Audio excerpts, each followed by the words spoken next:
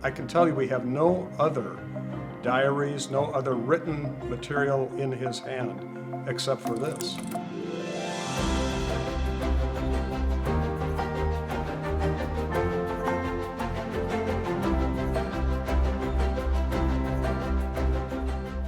In the spring of 1905, he went to Italy and France. He wanted to commemorate his time, his thoughts in some way, to put them down. So this is the 1905 Daybook of Warren S. Johnson. So in the year 1905, Warren decided to keep a daybook of recollections, of memories, and basically he not only wrote them down, he also illustrated it with cutouts from magazines.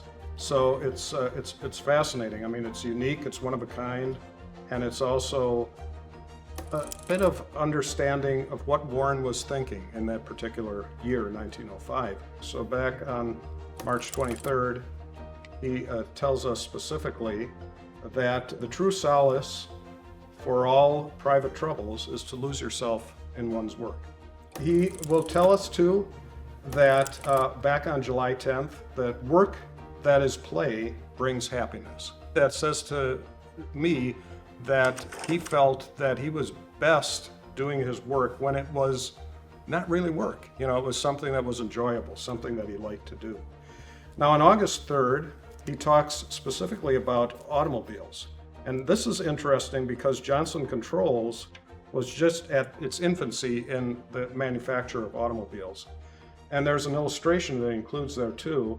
And the caption says, to this illustration says, "Bubble, bubble, toil and trouble."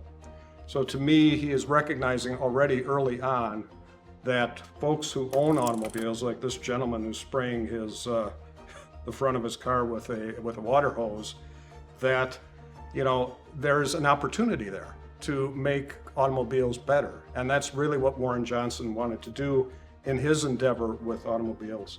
And then finally, on November 2nd, this is what he had to say about education. Education is to the human soul what sculpture is to a block of marble.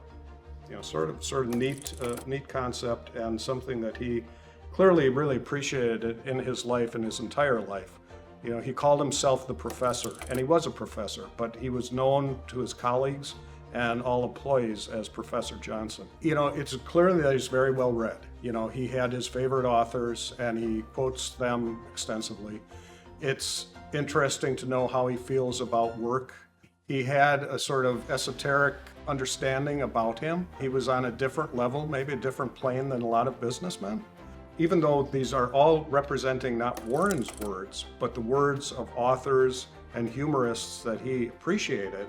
So we do get a feeling of how he wrote, what he thought of. It is still, I think, a very interesting thing that we can learn from it what Warren was thinking of at that time.